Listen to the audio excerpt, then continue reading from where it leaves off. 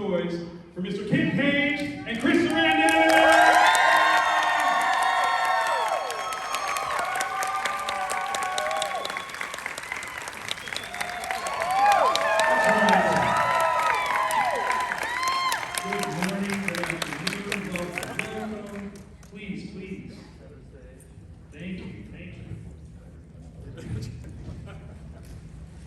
Hello!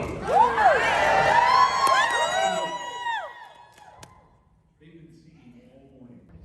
How are you guys doing today? Doing great, thank you. Excellent. How's the show been treating you? We've been showing love. Oh, yeah. Yes.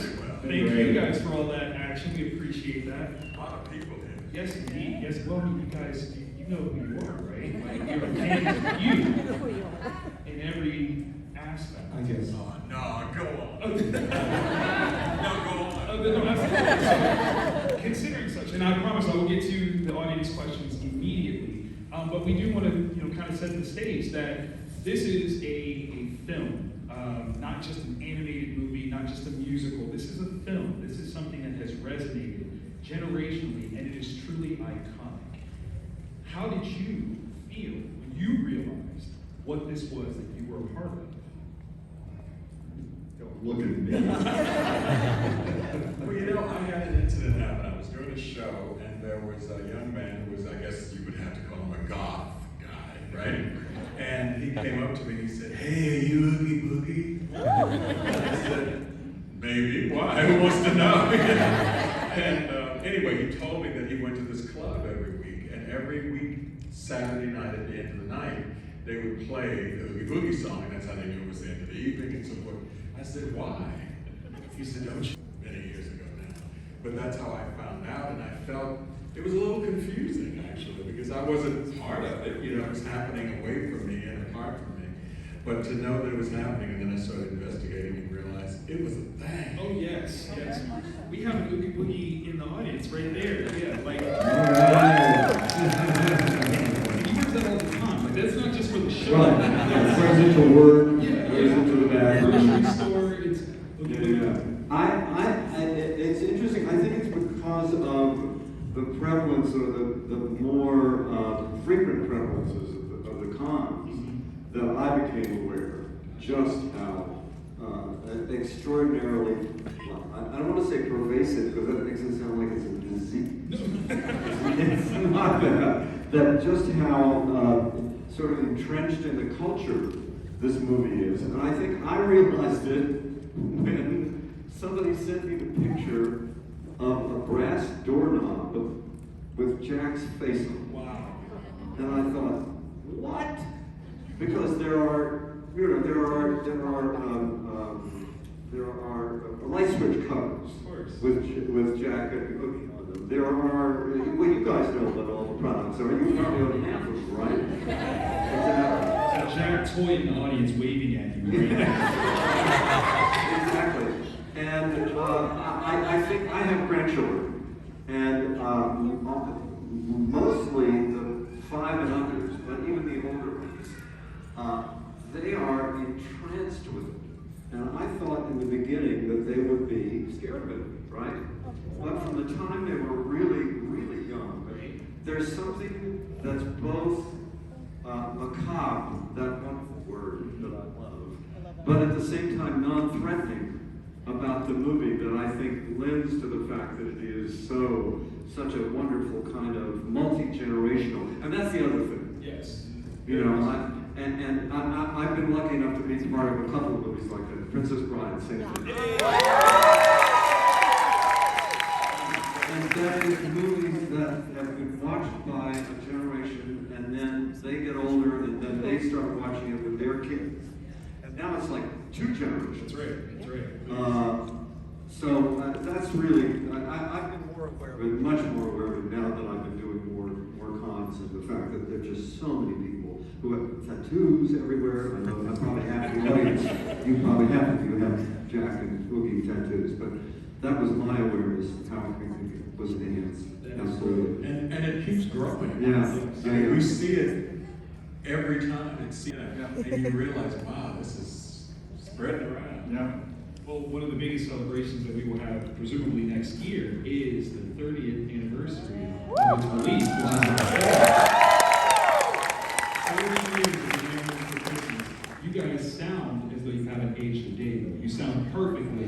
I noticed you didn't say you don't look. I'm not visibly in the feature. It's the only reason why I say that. Only reason. Listen, I go back for you, Chris. I'm not gonna lie, and I love you, Ken, seriously. But Fright Night is a big one for me. So my last name is Dandridge, and so Jerry Dandridge as a character, I'm like, oh no, that's my cousin. And people wouldn't bother me because as a kid, I'm like, nah, Jerry Dandridge is my cousin. Watch the movie. So you still care. Very cool. But there's some fans that have been dying to ask you guys some questions. We're going to start on this side. We're going to bounce back and forth, if that's all right. So hello, friend. How are you? Doing fantastic. Thank you very much. Hello, Ken. Hello, Chris. Okay. Hi. Hiya. Okay, so I'm voice acting. Well, I'm a voice actor myself. You sound So my big question is like, how is the voice acting experience for Nightmare Before Christmas and for the following projects? I didn't catch the last bit of what you said. Oh yeah, I am so sorry. Let me repeat that. So, could you tell us about your voice, your voiceover experience, or like behind the mic when doing Nightmare Before Christmas? Yes. Mine was essentially that we were both. Were you hired out in Los Angeles or New York? I'm sorry. Hello, voiceover actor. Los Angeles. I was hired out of Los Angeles. At the time, I was living in Los Angeles, and I just went in for an audition. And luckily, they had the presence of mind because they're great artists, both Henry Selick and Tim Burton, that they were able to show me storyboards of the movie. And also, they had shot some of Danny Elfman's songs. So I had a chance to listen to those and get an idea of just what they were looking for in terms of the vocal quality, and also they were looking for a voice match for Danny as well, so that the transition between the songs and the speaking part of the movie were seamless. And I know a lot of people don't even notice it, which is a testament to their work as well as, like, to a certain extent, mine. And then after the auditions, basically, I just was in the studio with Henry Selick. I went up once every couple of 3 months. I would record with Henry, just Henry and me. The only time I recorded with anybody else was with Catherine O'Hara. I did one day with Catherine with the Jack and Sally scenes. The rest of the time it was just Henry barking orders. Saying, no, try it this way. All right, no, try it this way. And then he would do the line reading, or he wouldn't. And then he would sometimes just say, try 3 or 4 just off the top of your head, which was always the most liberating, as you probably know. And it was a fun process in that regard. But thank you. Yeah, I recorded it, as Chris said, in San Francisco. And when I went, it was sort of a compressed situation. That's happening. Did anybody hear any of that? Yes. It was sort of a compressed situation because I went up to San Francisco and they had me come. Initially, when I got the call, and that's another whole story about how that happened, whatever, was to do the song. Because I am a Broadway performer, singer, and so forth. They knew Broadway, thanks you. But, so they knew I sang, and that's how I got there. But once I got there, I don't know that it was actually part of the thing. I think they really were thinking of me as singing. They said, well, what kind of character would you do if you were to voice him, outside of the song? And I said, well, as I've told this 1,000 times, but I said, well, I think it would be somewhere between Bert Lahr from The Wizard of Oz and the voice of the demon in The Exorcist. And I remember Henry Selick going, yeah.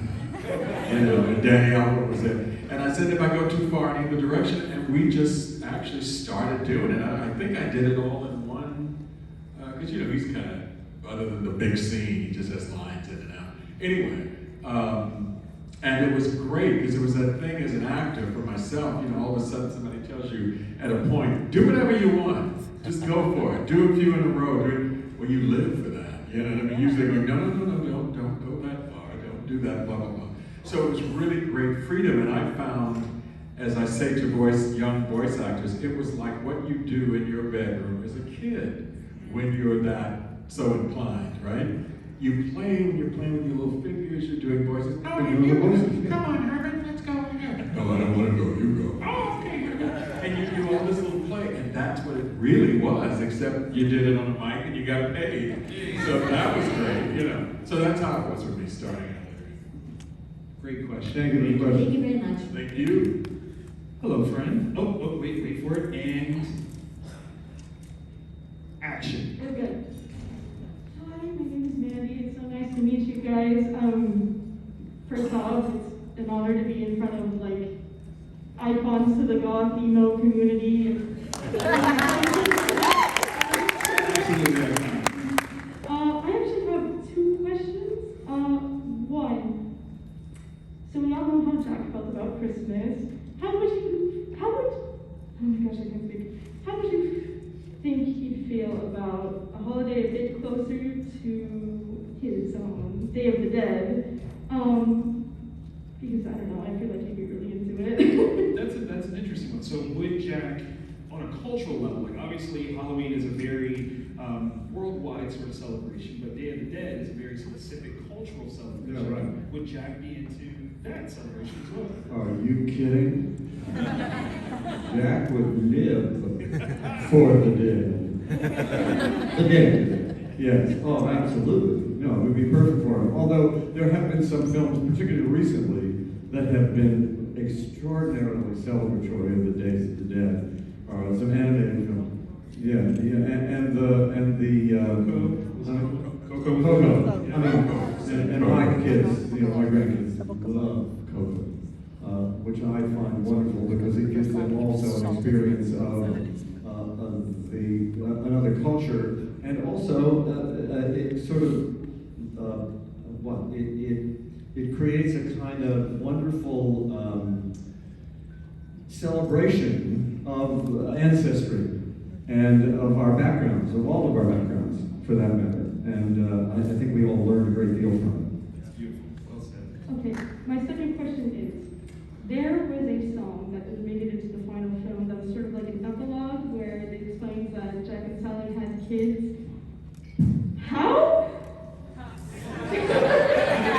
Just how? That's a biology conversation.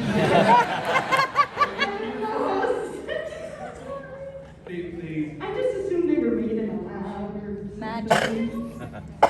Leave that to your imagination. We don't want to spoil it for you. I'm sorry, I know there are kids in the audience. There. That was a colorful question, though. I don't know if you guys have ever been asked that. Magic. There you go. Okay, There you done. go. There you go. Actually, it was a gift from Santa Claus. Oh, that's canon. That's lore now. That's set in stone. Thank you so much. Have a wonderful weekend. Same to everyone else in the audience. Thank you.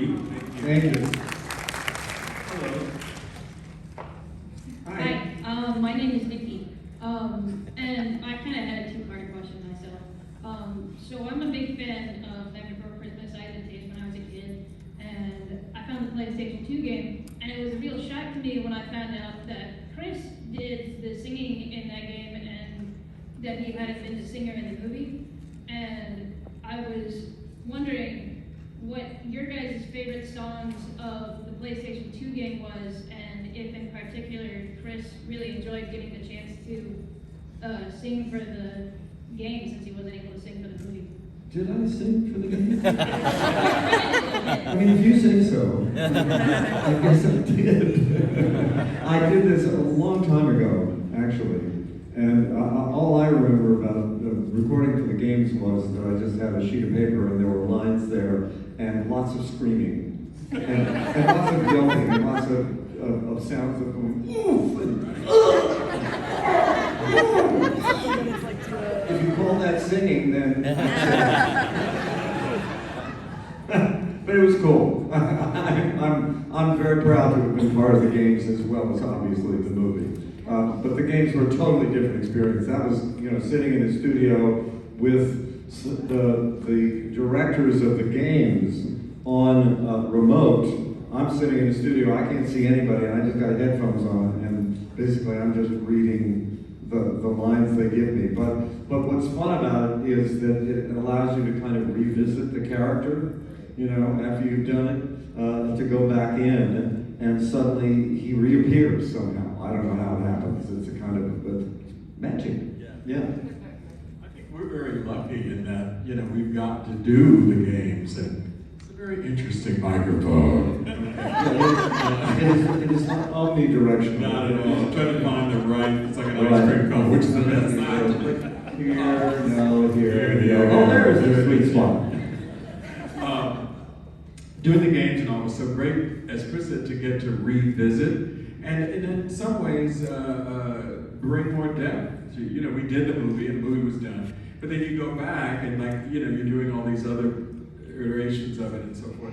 And I've done a lot of singing things for the Disney parks here in Los Angeles, and they've done all of these amazing things with the idea of Oogie and the song. We did a thing for Oogie Boogie Bash or something. And we did, you're probably all too young to remember this disco song, but there was a disco song called Boogie Wonderland. Look at this thing. Yeah, come on. Earth, Wind, and Fire. Earth, Wind, and Fire. Yeah, that's great. And they did a version of it for Oogie. Oogie Wonderland. Ooh. And you go and sing. So to get to do stuff like that, when I saw it, I thought, yeah, I'm getting to do a disco song. You know? I said, when do I cut my album? Oogie's disco tunes. You know? We would all buy that, wouldn't we? Tell the truth. He's listening. And by the way, Ken has a couple, 3 albums out, right? Hey, I have you. I guess Yeah, I would so say go for 'em. I have, I think, 16 albums that I'm on, and that's like Broadway cast albums, movie soundtracks. And then I have my own show, which is Page by Page, which is you can find which you can find online, Amazon. It's my act. It's 2 things. I sing all And it's great. Everybody order that right now. What was your the check? What was your second question? It was what their favorite song in the game, the PS2 game was. Oh, do you have a favorite song for the games? Yes. Yeah, for the. I've never actually seen the games, so because I can't play games, I don't have I have grandchildren, and so the older boys are like 9 and 11, which is prime, video game age, and literally every time I go over there, come on, Papu, come downstairs, we're gonna play, and I sit there and I feel like a idiot. I left the first word out. Because my manual dexterity it doesn't happen, right? So you got me. I don't know. What's your favorite song? It's Changing Brains, which is the Dr. Finkelstein does. Nice. Oh, cool. I'll tell you what my favorite song from the movie is. Yes. Sally's Lament, which I just think is so beautiful. It's so evocative and so sad. And interestingly too, this past, I guess it was last October. Wait, I'm sorry. And Oogie Boogie song. There you go. Listen, I'm doing a chime in with that. I don't care. This past October, we do these concerts where we sing live to film. And this past October, Catherine O'Hara was shooting a film in London, so she couldn't do it. And they had Billie Eilish sang Sally's song. It was a perfect combination. It was surprisingly perfect. And Catherine sent a note saying, I know you're all devastated. And I'm not going to be there, and Billie Eilish will be there instead of me. But it's interesting, because that while we were rehearsing, I was on the street on Vermont in LA, and there was a guy singing that song with a guitar. And it was really, really beautiful, and I've never really heard it outside of, the show, the movie song. And all of a sudden, there were these 2 more versions of it that I've not been aware of. It's really great. Some of the songs are just absolutely wonderful, in and out of the movie, which is the big news, Thank you very much. Thank you. Hello. Hello. Two-parter thing, but once more of a comment. I have 2 nieces, ages 4 and 6, that love Nightmare and Princess Bride. Yes. The younger one was even Jack for Halloween. And my I know you both have experience playing characters on different levels of morality, if you will. Thank you for putting that very delicately. So, do you have any preferences, either of you, for playing heroic roles, villainous roles, or somewhere in the middle? Oh, villains. Oh, villain. Oh. So much more fun. Oh, absolutely, because you can pull out all the stops and you can do all the things that you don't dare say or do in real life. Thank you. Great question. Great question. Thank you. Hello. Hi Ken, hi Chris. My sister is your biggest fan in like the entire world, and it would mean the world to me if you could say hi to Marissa in the voices. Where is Marissa today? She's in Cloquet, Minnesota with all of her kids. And she's such a big fan, she's not here today. She's a better mom than a fan. Oh, wow. Okay. I'm sorry I didn't bring her up. Hi. Filming us, is that what's happening? Yeah. We'll just say hi to Marissa. Okay. We're here, you're there. How you doing? Hi. Say hi to Minnesota. I love Minnesota, by the way. Chris, what was it like working with Andre the Giant? Oh, well, first of all, I'll tell you a brief version of the story because it's a long story. My daughters, at the time that I was making the movie, were 3.5 and 2. And when I had to go shoot the movie first without them because we were up in the Midlands of England in a hotel and there was nothing for kids to do there. They finally come to England, I finally get Andre on my day off and he's on the set. I take them to his trailer, which is the size of the stage, because he couldn't fit into a regular trailer. I'm holding one of my daughters, my ex-wife is holding the other. We walk up the steps, we turn the corner, and Andre's sitting at one end, and he's sitting in his chair, and they're looking at him. This is a giant, and he stands. And as soon as he stood, I can't do the scream because those of you who have young daughters, you know that sound almost beyond the comprehension of human hearing. But it is, and at the same time, it disturbs your brain in such a way that it feels like your brain is boiling. Right? They started screaming. I can do the scream, but I won't do it here. They started screaming. The first daughter started screaming, then the second daughter started screaming. And they both were screaming literally out of their minds. I took them away because it was so embarrassing, of course. And then I came back in and I said to Andre, I'm so sorry. I'm really embarrassed. And he said, no, boss. He said, the children, they either run to me or they run from me. And that was the way Andre lived. And he was literally the most famous human being on the planet for a long time because of his wrestling and just his outsized personality. But he handled it with such dignity and such equanimity. He learned how to deal with it because he had to deal with it from the time he was a little boy. So he was a sweetheart of a guy. Sweetheart. Thank you. Thank you. Hi. So this is a debate between my family, and I would like to know what you guys think. Here we go. Is Nightmare a Halloween or Christmas movie? We're going to poll the audience just a little bit. We had a little bit of this conversation. It almost erupted into a civil war. So raise your hand if Nightmare is a Halloween movie. It's both. Both. Raise your hand if it's a Christmas movie. Okay, all right, so we see the word. Kids, if you will. Yes. Great answer. Great answer. The answer is yes. The answer is yes. Well, it really is, isn't it? Yes. I mean, I think if you start watching it around the 25th of October, you can watch it all the way to New Year's Eve. And then beyond, of course. Yeah, I was going to say, there are some friends in the room that we have to admit that we watch it regularly. Raise your hand if you watch it anytime you want to. Because this is Halloween. It doesn't even matter. I love it. Great to know. So you watch it all year, huh? Yeah, there you go. This young lady right here, she watched it last night, she said. Yes. Last night, no joke. Hello there.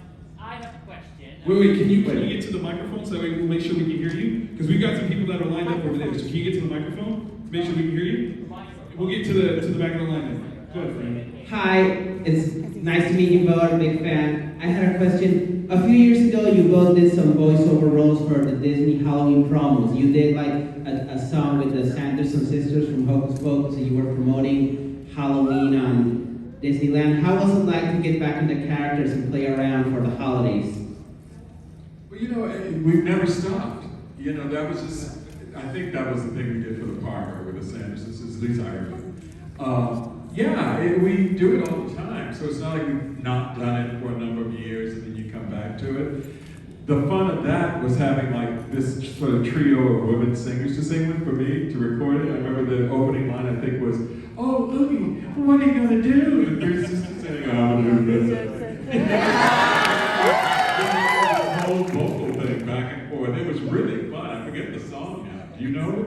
A little bit. It was like, well, what have we here? The Sandersons. Ooh, I'm very scared. Yeah, well, I know that song. Yeah, no, I hear you. That's the lyrics, right? Yeah, that's how they did it. It was great. I love it. Great question. Hello. Hello. I want to know, like, who are your favorite characters from the film other than your own? Great question. Are there other characters? I have to think. Chris, you're going to say Sally. No, actually, well, Sally Drew, yes, of course, but also there are certain characters that have such very specific kind of personalities. Actually, there's a schizophrenic character in the movie, the mayor, who has a spinning head. That's one of my favorites, and also it was Glenn Chavez, right? Was that Glenn? Yeah, who's no longer with us, sadly. Who played that role. That was one of my favorites. And then Lock, Shock, and Barrel. And there's so many great characters in this movie. It's hard to pick. What do you think? Well, you know, these are, I guess they're characters actually, but I love those three guys that are kind of like Dracula. I don't know why I'm fascinated with them. Whenever they come on, they always sing a little sort of dirge kind of a thing, whatever it is. And they fascinate me. I don't know why. Something strange, I guess. A lot of strange things in this movie, which is makes it great. Yeah, hi. Thank you. So I was wondering if you guys ever find yourself doing the characters that you voice acted for when you're by yourself. That's a very personal question, and I think we all want to know that. That you mean that we kind of do for ourselves? Yeah, like do you ever get into character, like when you're in your bathroom looking at the mirror or something? I don't have a character like that's a voiceover character. There are a couple of characters from movies or TV things that I've done. I did a all-singing version of a sitcom for television on a pilot that was never picked up, called Shangri-La Plaza, where I played a villainous video store owner from Argentina. And I got to do, because I love doing accents and that sort of thing. That's the only one that I'll kind of, every once in a while, I'll pull out of my bag of tricks. Well, I never do Oogie for some reason. I guess because we get to have outlets doing it. Every now and then I do, actually, I do Joe Rivers stuff. Oh, please! Can I tell him? Oogie Boogie, is he here? Sometimes when I'm like washing dishes or something, I go, "I'm tired of washing dishes."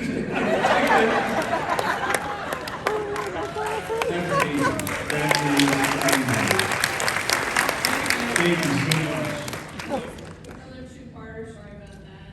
First part, how was it to work with the Danny Elfman, the greatest in the business?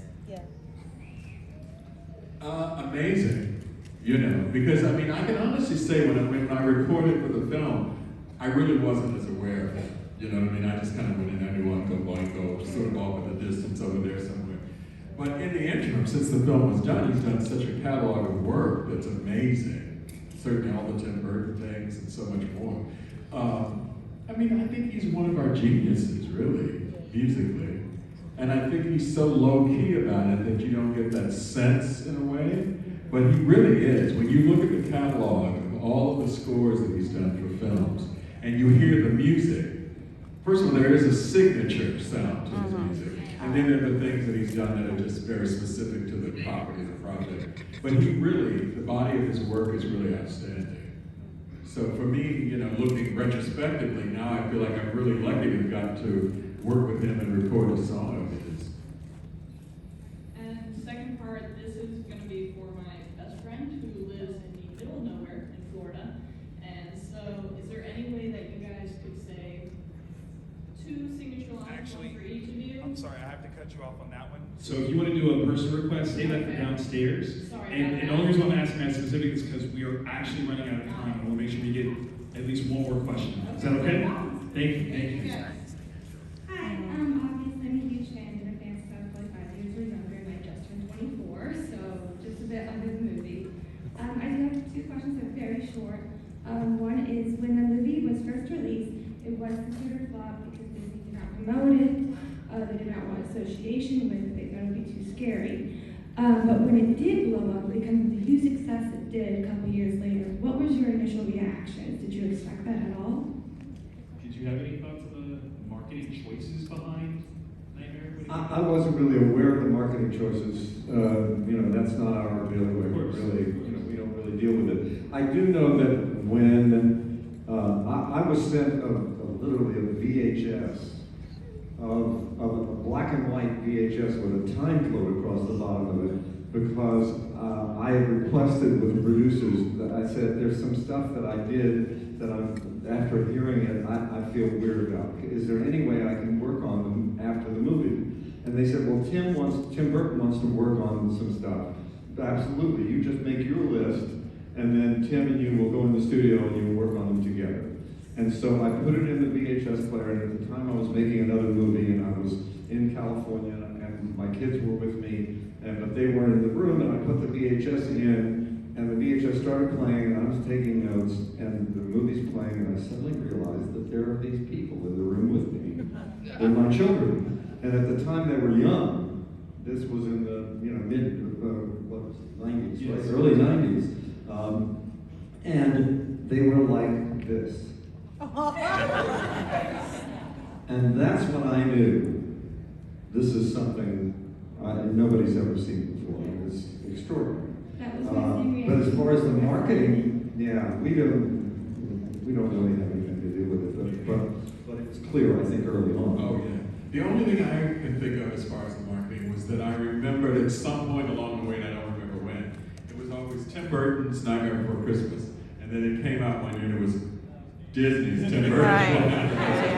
Which is good. I mean, you know, it meant that they were reinvested in it, and on we go, right? Yeah. So that's the only thing I ever remember noticing about the marketing, because we weren't really involved much in it. But I think essentially what I'm saying is the movie marketed itself Yeah, definitely. by word of mouth. Yeah. And the same thing with Princess Bride. Yeah. Absolutely. And the second one I have is very short as well. This Tim Burton says he does not want to do a second one as to why mess with something that is absolutely so perfect, does not need a second one.